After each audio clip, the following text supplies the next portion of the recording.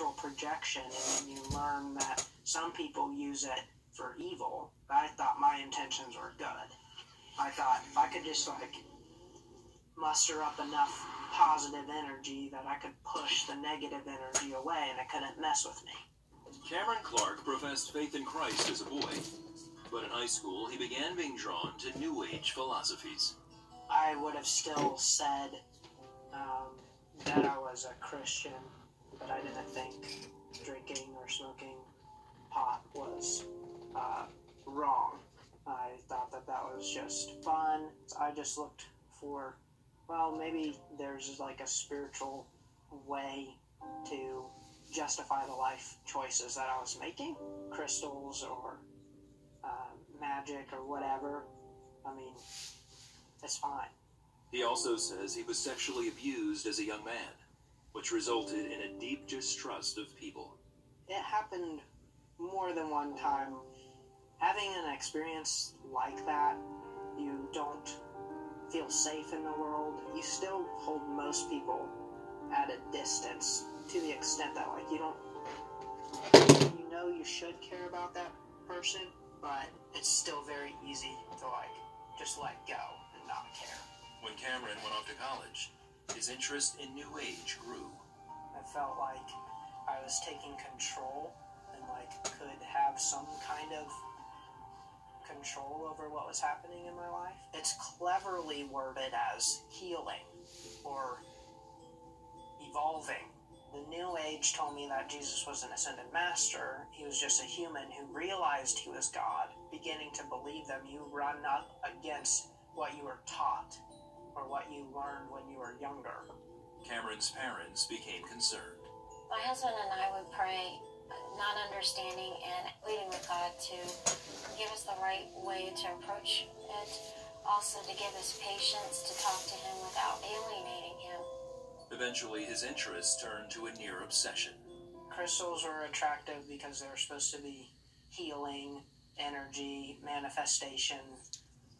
Tarot cards, same thing as far as like telling you what you should do or what you need to work on or like what things might be happening in the future.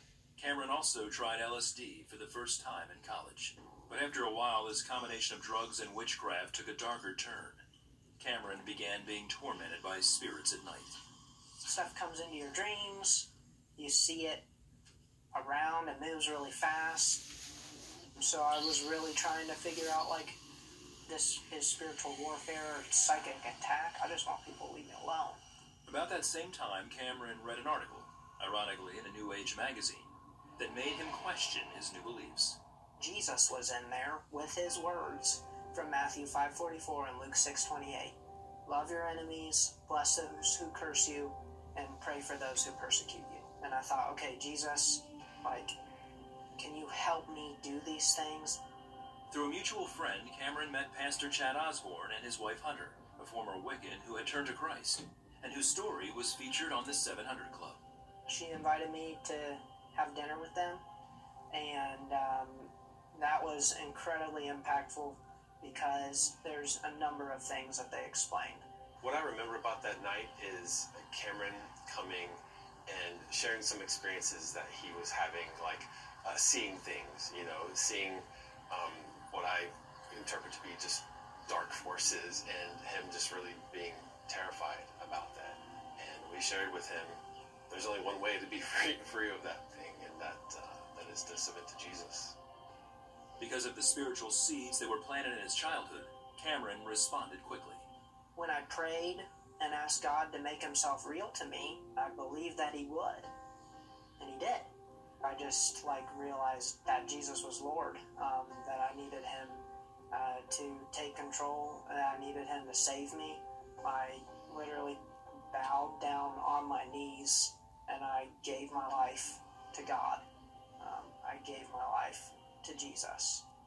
Cameron enrolled at Cedarville University and is planning to pursue a career in ministry to help others avoid the pitfalls he experienced.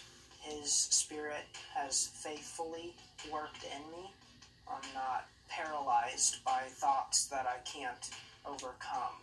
I am rebuilding relationships with my family. I'm actually experiencing love for others and receiving love from others. As I read His Word, as I pray, as I worship, all of that is God working in me. As good as it gets is only a fraction of how good it will be when you're with Jesus.